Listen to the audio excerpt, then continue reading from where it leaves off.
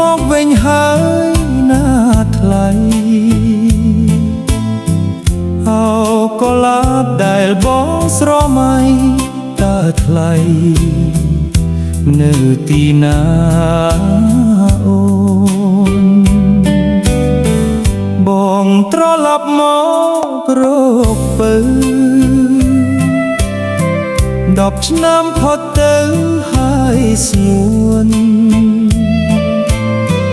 អន្តះសាចង់ជួបមុខអូនតើអូនល្អយ៉ាងណាទៅស្រីបងឮតែគេប្រាប់ថាស្រស់ជីវាអូនល្អអិតបីអូននាងល្អជាងការចំបៃ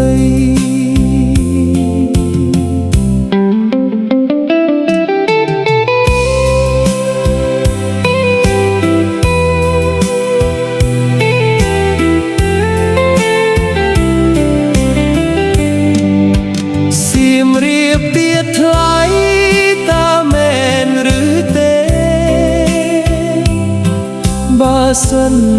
រៀមមានវាសនាបានជួបបុកជាម្ចាស់ស្នេហ៍បងនឹងខំស្រោចទឹកថ្នមថែឲ្យម្ចាស់ស្នេហ៍ស្គាល់តែសុខសាន្ត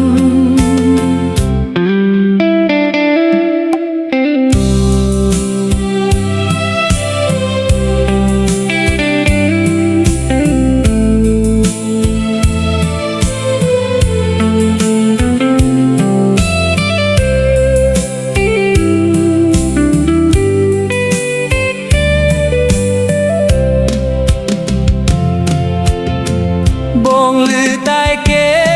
ប្រាប់ថាស្រស់ជីវាអូនល្អឥតបីអូននាងល្អជាងការចំបៃសៀមរាបទាថ្លៃតាមែនឬទេបើសិនរៀមមា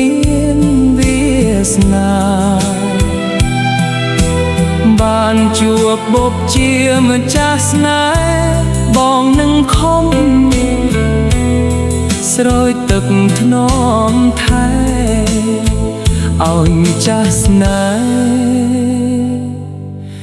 ស្គាល់តែសុខសាន្ត